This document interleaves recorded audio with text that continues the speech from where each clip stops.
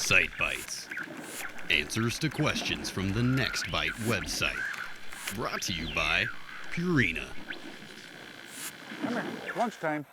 You know, Rex is pretty quick when it comes to lunchtime. Sometimes you gotta be pretty quick to catch walleyes too. In this week's Sight Bite question, we get an answer to a question. Guys wanna know just how fast you have to set the hook when you're jigging for walleyes. You know, when you're out jig fishing, one of the most important tools you can have is a really good sensitive rod.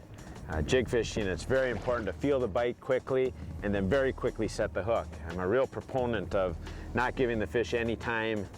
I think especially with a walleye, when you give them a little bit of time or you don't react quickly to that hook set, it just gives them a chance to spit that bait out. So what I like to look for in my rods is, first of all, a fairly short rod. I fish almost exclusively with 6-foot rods for jigging. I like a high modulus graphite rod.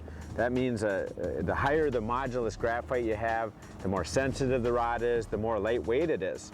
The other thing I like to make sure is that my rod is balanced. On the end of this rod here, we've actually got a special cap that you can buy for it called a rod balancing kit. And what happens with that is I actually have a 1-ounce weight slid up in there, and that balances this rod. And what I mean by balanced is that if I take and I hold this rod where I always do right here, it lays perfectly flat. So it's perfectly balanced.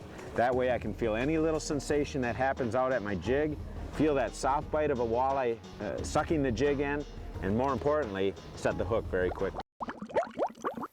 Here you go, Rex. Yeah.